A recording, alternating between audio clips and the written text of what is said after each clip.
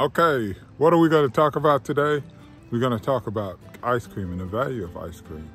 But instead of doing it here, we're going to do it back in the laboratory or back in the creamery. Okay, here we are again back in the creamery.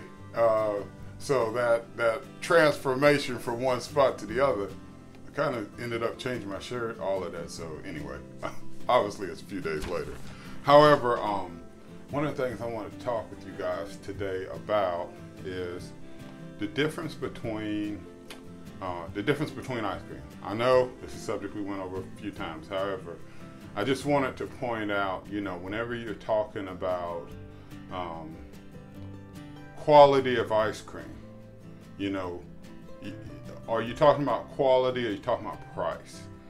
So ice cream has 4 categories. First, to be called an ice cream, you have to be 10% butterfat. You have to have milk, cream, and sugar in your product, and you can't have over 100% overrun. So playing with those variables, you can create some very economical ice cream.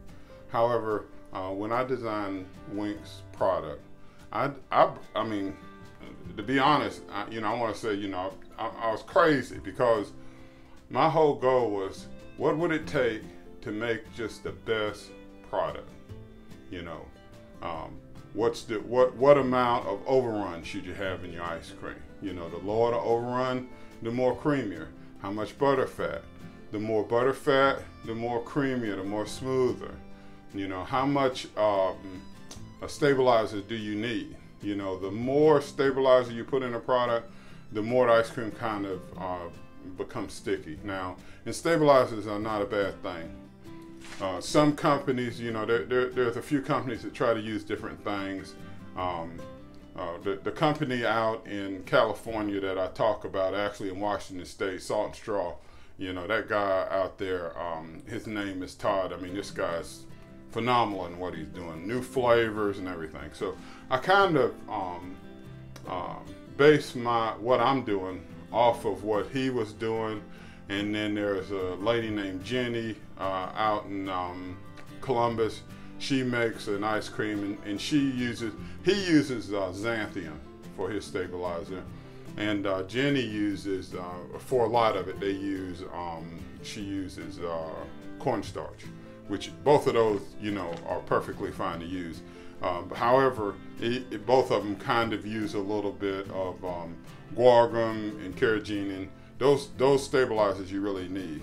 But keeping on subject, when you're making an economical ice cream, the definition of what's called an economy ice cream is meeting minimum standards. So what that means is, you got 10%, and you're not quite at 100% or you're right at 100% overrun. Some of them even a little over 100% overrun. And if you look at like my ingredients, what's in my ice cream. So I'm going to show you, honeybee vanilla, which vanilla is like the basic ice cream flavor you can see. And you look at what we have in it: milk, cream, sugar. We put in corn syrup. Corn syrup is what kind of makes that sugar just a little bit more smoother. And we put guargum and carrageenan as a stabilizer in it. But pretty much that's it, basic recipe. And then I wanted to show you this one company called Dairy Farms so you could see what they were putting in.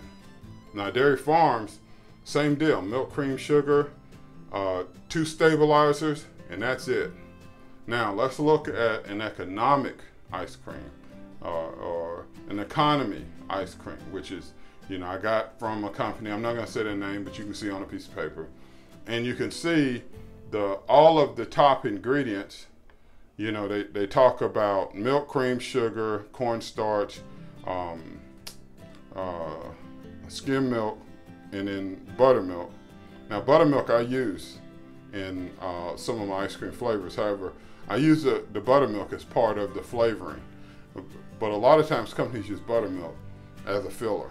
And I'm gonna tell you why. It's because whenever you look at this picture here, this is a picture of a cheese making process, right?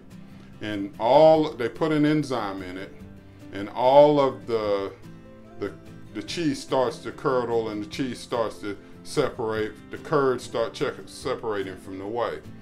And then you can see these guys, you know, reaching in, pulling all of the cheese, the curds out. But then, next shot, they drain all of that liquid. Now that liquid is technically milk. There's milk in it. And then they will say milk and whey protein. So if you look down the ingredients, you see whey protein. That's what they're taking. They're just taking the rest of that leftover milk and putting in it.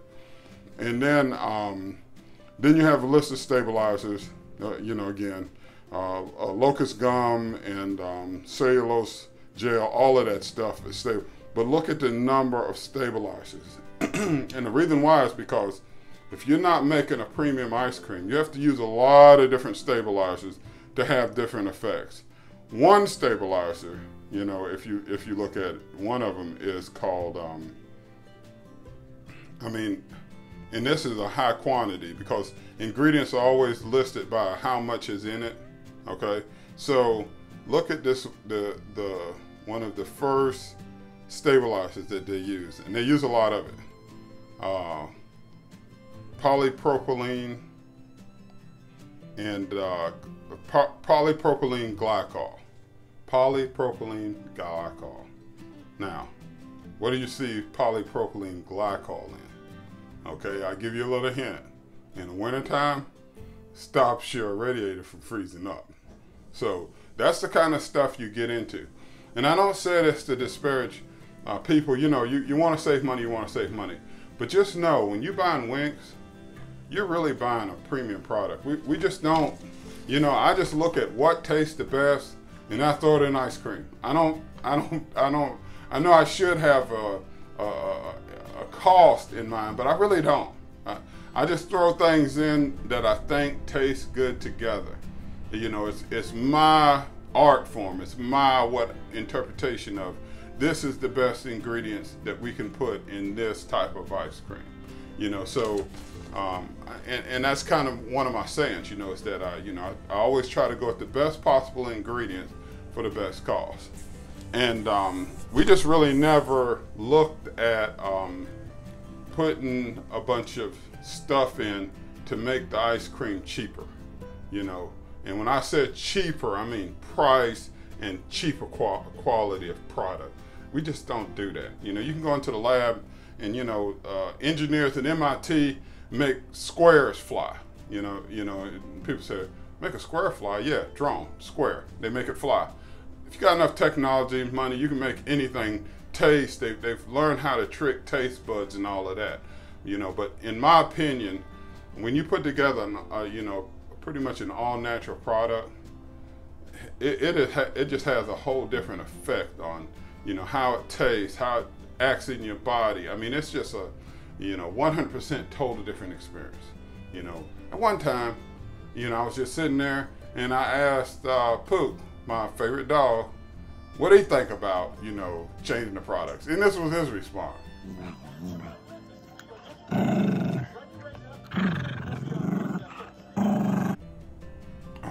Okay, I know.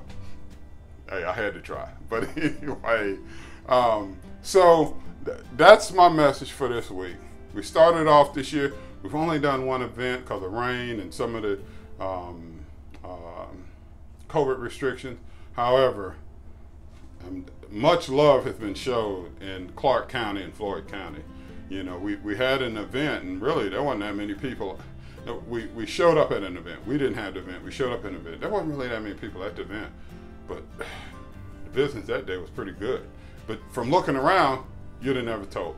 You'd have never known that that's what happened. But anyway, this is me just kind of filling you guys in. We're getting ready to start our series again. We're going to start interviewing a lot of our vendors, a lot of wholesalers, so you can kind of get to know the people out there. But in this area, you know, I just kind of want to thank, you know, our obviously our customers. Matter of fact, we're getting ready to do a wedding from a cute little couple that every time we said that we're going to be at a location, they always show up. So, and hopefully they'll let us film it. But if not, that's fine. But we're going to be doing a lot of some of the other businesses that carries the winks, you know, so you can kind of get a feeling of what's in this area and what's available. We're going to do a lot of things. You know, I'm going to slide over to the side a little bit. You see right here, Mexican flavors. Well, this is the answer to, you know, we have some customers that say, hey, do you have dairy free? Well, the problem with doing a sorbet, which that's what is the freezing temperatures are different. You know, for ice cream, your serving temperature is around 6 degrees. When you start getting into sorbet, you have to be at about 16 degrees. Or you can't, you know, you can't serve it. It'll just be a block of ice. But, so our answers is palatas. Remember that. So we went and we took some advice from our beautiful neighbors to the south, the Mexican community, and palatos, they're on their way. So look forward to that to the end of the year. So I'm excited about what we're doing this year, and it's always my plan to bring you guys the best. I mean, that's where I'm at. You know, my mom used to say, she used to have a way of saying things that was like telling you to do something, but it was kind of like it was making a statement, not a request. Like she would say, I know what you're not gonna do. You're not gonna stand there with that door open, letting flies into the house. So that would be one of the things. So one of the things we're not gonna do is put together a bunch of crap and sell it to you. So you guys take care of yourself. Be safe out there. Know that this virus that hit us, this negativity, it ain't gonna last forever. And I'll see you guys later. You guys come up to the trailer and show your love, and you take care.